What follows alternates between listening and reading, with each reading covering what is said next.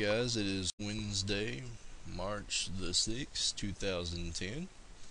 And on our last video, we learned how to make basic level geometry, and we created a prop. And we also made a entrance in the side of our building that we were making. And that's really the basics of making a building in Hammer. You start off with a brush, and then you make it hollow. That's the easiest way of doing it. Or you can make 4 brushes, floor, wall, ceiling, and then you go from there. But today I want to talk about detail and effects in our maps, and we're going to go over things like triggers, which is this orange texture here. It's a trigger, and effects like ENV Spark and Ambience Generic, and also different things you could do with the entity tool, output and input. Entities can talk to each other in Hammer, just like they can in other level editing programs such as UDK. Now, I'm not sure if Hammer is as powerful as UDK is, but it's pretty close. I learned some neat stuff this weekend, and I'm going to teach you guys how to set up scenes like this fish tank here, and how to add effects and different things like that. But first off, let's talk about triggers. What a trigger is an area in your map where when a player walks through it or touches it, it sets off an event in the map. In this case, we have our respawn trigger. This is a respawn room trigger that's set to any team just for this map. And we have a hurt trigger. This one's a special hurt trigger. It has a property to it called radiation, which means when a player gets near it, it'll start a Geiger counter click. And the closer they get to it, the louder the click until they're in the dead center. And then it's like click, click, click, click, click, and get hurt by the radiation. You can specify damage, and then if there's a damage cap to it, which is right here. And then there is a spark, shock. There's all kinds. You can change it by creating a new brush. Let me show you real fast. Let's pick out this texture here, trigger. Alright, I'm going to draw a brush. Draw a new brush right here. Make sure it's going to line up with the floor. And we'll drag it down. Just has to be high enough for the player to touch or to walk through. Doesn't have to be very high. The one in the corner is actually quite small. Just use this as an example. We'll hit enter. And you notice I'm using another texture tool, the trigger texture tool. And this won't be rendered in game. So moving on, Control T. And then trigger underscore hurt. Hit enter. And we'll give it a name, damage U, and then the damage type, we'll set it to burn. Alright, and we can change it to like any value we want. 100, 10, 1, doesn't matter, whatever you want it. Alright, and that will burn the player for a 10 damage minimum or a 20 damage maximum when they walk through this. Alright, so that's how you do that, and that's real simple. Alright, I'm going to go ahead and delete this because I don't need another hurt trigger yet in the map I'm making. And you'll notice that I have a very unique brush here in which there is a hole in the wall, and that turns out to not be so hard. There's different ways you can do it.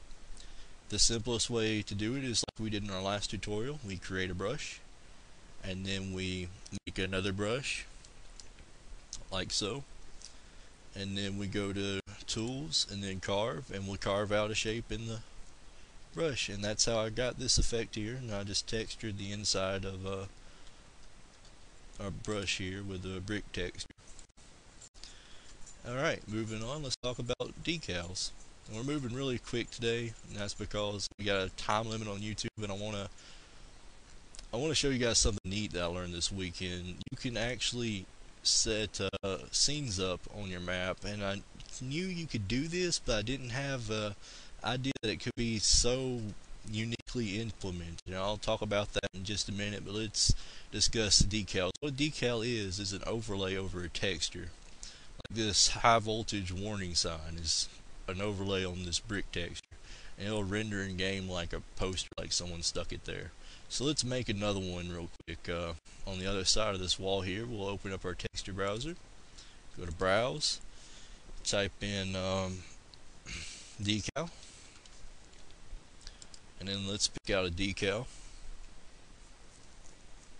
Let's use this torn board kind of paper here, kind of billboard paper. Alright, and we'll close our texture editor, and then go to our apply decals tool, and then we'll just click on the wall, and you'll notice that it's put a decal of that texture that we just picked out from our browser. And you can move the position around by selecting the decal, and then in our viewport move it left, right, forward, backwards, any way you want it, but sometimes it'll disappear and you have to reset it. So just kind of put it where you want it the first time so you don't have to fool around with it later. Alright, you notice I have a grate in the floor here, and let's go inside here and talk about what's in our grate. On the top of our grate, on the underside of our grate, I have a no draw texture because I don't want this area drawn. This is another texture tool. And then I have a light, and that's so easy to make. I'm going to show you guys how to make different kind of lights today. So we go to our entity tool and we click, and then double click, type in light, enter, and we give it a name, light. Let's call it underlight, and then we'll give it a color, and then we can give it HDR color if HDR is turned on for the player, and it can be the same or it can be different. It could be this kind of blue if you want it. Oh, I changed the wrong one. That's okay. This kind of blue. Okay, and then hit enter, and you'll notice the light turned the color that we've picked it. Now you have some other options here. Linear is just the direction of the light. Basically, this is what all this can be considered, and then you can change its appearance based on some awkward scaling. I'm not sure how it works. If I find out, I'll let you guys know, but we're not going to worry with it. So far I haven't used it, and I've had no use for it, and really all you need to know is how to make a light and how to fill in shadow room, a room that's real dark, cover it well. Alright, so enough of my babble. We made our light, and now I have a shadow controller, and that controls the shadows for this area. Actually, it controls it for pretty much the entire map, but its placement here is just so I know that it's supposed to control the shadow produced by that light. And the effect that it's going to give us is that of a grid on our wall and ceiling. It will appear to be that of a grid.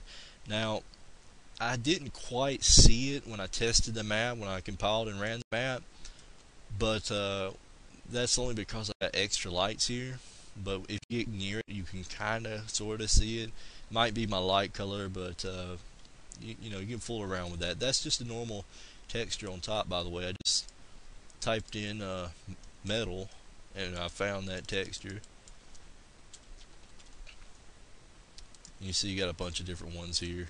I just picked one that looked like that, or you could type in I think it was grill or grate. Yeah, great. Yeah, here we go. Pick one of these and use them if you want. Any of them will work. I believe I used this one right here. Let's check. No, I used 14A. But there you go. And now you've made a light, and you should have an effect from that light. This area will be lit up underneath it. It looks really cool in game. So that's just one way you can